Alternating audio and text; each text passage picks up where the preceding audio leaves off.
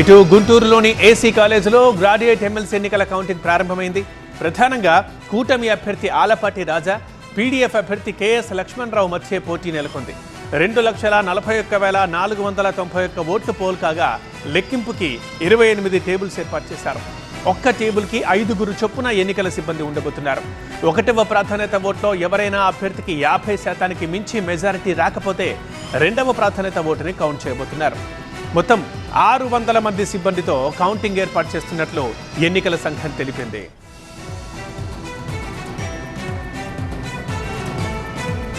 ప్రతినిధి నాగరాజు గుంటూరు నుంచి లైవ్ లో అందుబాటులో ఉన్నారు, మాట్లాడదాం. నాగరాజు, కౌంటింగ్ స్టార్ట్ అయిందా? ఏర్పాట్లు ఎలా ఉన్నాయి? కౌంటింగ్ కొద్దిసేపు క్రితమే ప్రారంభమైంది. మొత్తం కూడా ఇప్పటికీ సిబ్బంది అంతా కూడా ఆయా పోలింగ్ కేంద్రాలకైతే, అది ఏదైతే కౌంటింగ్ కేంద్రాలు ఉన్నాయో కౌంటింగ్ కేంద్రాలకైతే చేరుకున్నారు. బాక్సులను అయితే ప్రస్తుతం ఓపెన్ చేస్తున్నారు. ఒక్కొక్క బాక్సులు ఉర్దు దాదాపు 1000 ఓట్ల వరకు ఉంటాయి బ్యాలెట్ బాక్సులు. ఆ 1000 ఓట్లని మొదటగా 28 టేబుల్స్, అంటే ముఖ్యంగా ఇక్కడ గ్రాడ్యుయేట్ ఎమ్మెల్సీ స్థానాలకు సంబంధించి ఉభయ గోదావరి జిల్లాలు కావచ్చు, అదేవిధంగా ఉమ్మడి కృష్ణా గుంటూరు జిల్లాలు కావచ్చు, ఈ 2 చోట్ల మాత్రం గ్రాడ్యుయేట్ ఎమ్మెల్సీ ఎన్నికలు కాబట్టి ఇక్కడ 400 పైగా బ్యాలెట్ బాక్సులు ఉన్నాయి. వాటన్నిటిని కూడా కౌంట్ చేయాల్సి ఉంటుంది. అదేవిధంగా ఉత్తరాంధ్ర ఉపాధ్యాయ ఎమ్మెల్సీకి సంబంధించి ఈ 20 టేబుల్స్ ఏర్పాటు చేశారు కాబట్టి అక్కడ 123 కేంద్రాల నుంచి వచ్చిన బాక్సులన్నింటిని కూడా మొదటగా 20 టేబుల్స్ మీద 20 బాక్సులు ఓపెన్ చేస్తారు.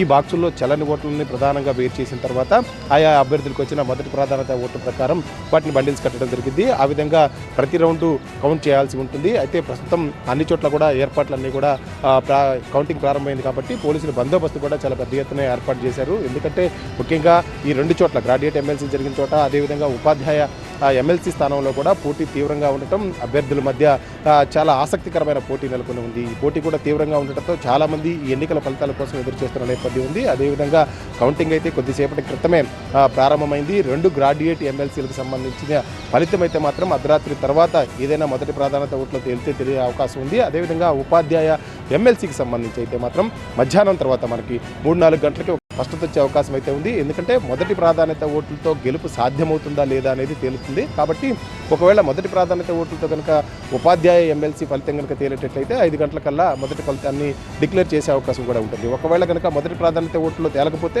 2వ ప్రాధాన్యత ఓట్లకు వెళ్ళాలి, అప్పుడు మరింత జాప్యం అయ్యే అవకాశం ఉంది.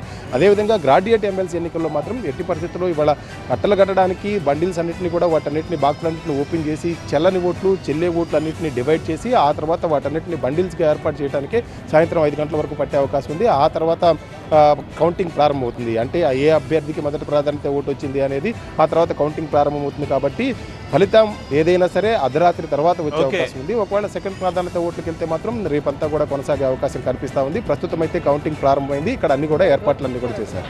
రైట్ నాగరాజ్.